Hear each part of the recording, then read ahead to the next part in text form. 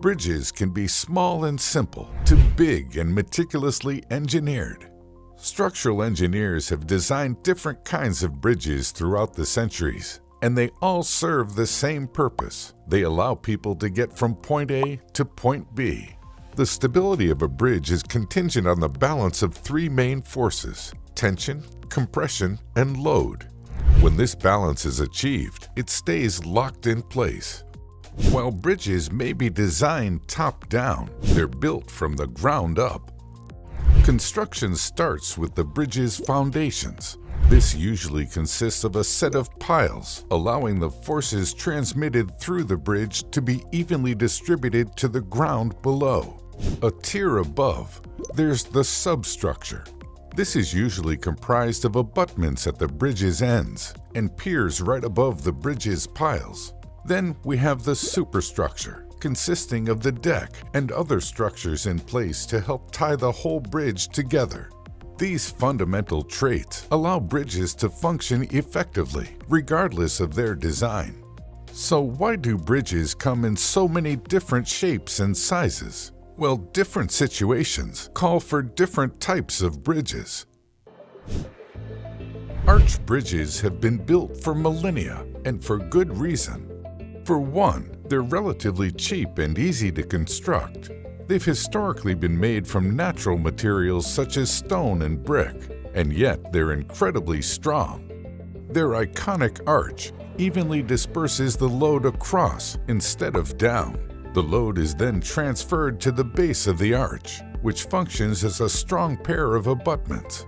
Nowadays, materials like steel and pre-stressed concrete make it possible to build longer arch bridges. They can even be built over deep gorges, such as the New River Gorge, where the roadway is 876 feet high and 3,030 feet long.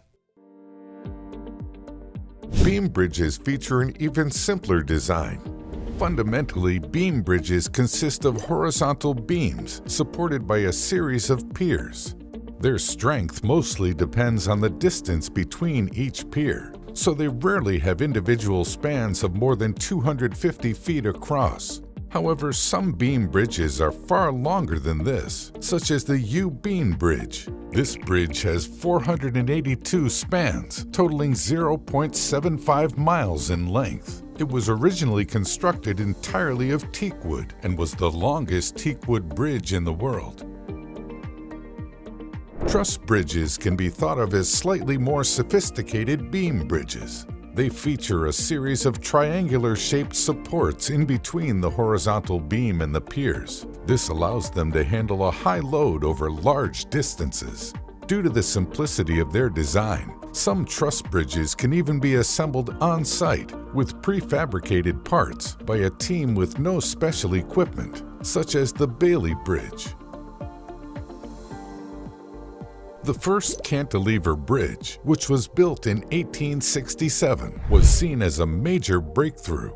It works by using cantilevers, which are horizontal structures supported only on one end. It sounds a little dangerous, right?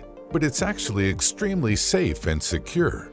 If a gap is too wide to be spanned by one cantilever on each side, a beam or truss bridge is often placed between the arms of the two cantilevers, connecting them into one suspended span bridge. One big advantage cantilevers have over other bridge types is in the efficiency of their construction. They don't need temporary structures to support their foundation. An iconic example of this is the Golden Gate Bridge. Suspension bridges are used for long crossings with lengths spanning up to 7,000 feet. They're also used in places where there isn't a stable enough foundation for arch bridges. In suspension bridges, the piers on the north and south end are connected by draping main cables, which are attached to the deck by vertical suspender cables. The towers act as a substructure, and they resist the forces that are applied to the main cables. Suspension bridges are relatively light and flexible. They may sway and ripple with the wind or move when the ground shakes, both vertically and laterally. The challenge is to assure aerodynamic stability and minimize motion. Cable-stayed bridges also rely on cables to suspend the deck. but all of the nearly straight diagonal cables attach directly to the towers. The towers transfer the forces from the cables to the foundation through vertical compression. As seen in the Millau Viaduct, these cables meet at the midpoint of two towers. Fewer towers are required to be constructed for this type of bridge than for a suspension bridge of the same length, since the towers can be further apart from each other. The superstructure and substructure are rigidly connected as a single unit. This can be handy for specific design requirements, such as a seemingly steep incline in the case of the Ishima Ohashi Bridge. In reality, it has a mere 6.1% gradient on one side and a 5.1% gradient on the other. Lastly, there are movable bridges like the Tower Bridge. It features a drawbridge at its midpoint, allowing ships to pass through underneath.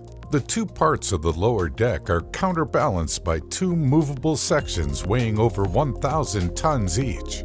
It's also a great example of a hybrid bridge, since it's also a suspension bridge. All the different types of bridges show just how complex these structures can be, and yet the possibilities are endless. There's a bridge for every terrain, every unique purpose. They are truly a remarkable feat of engineering.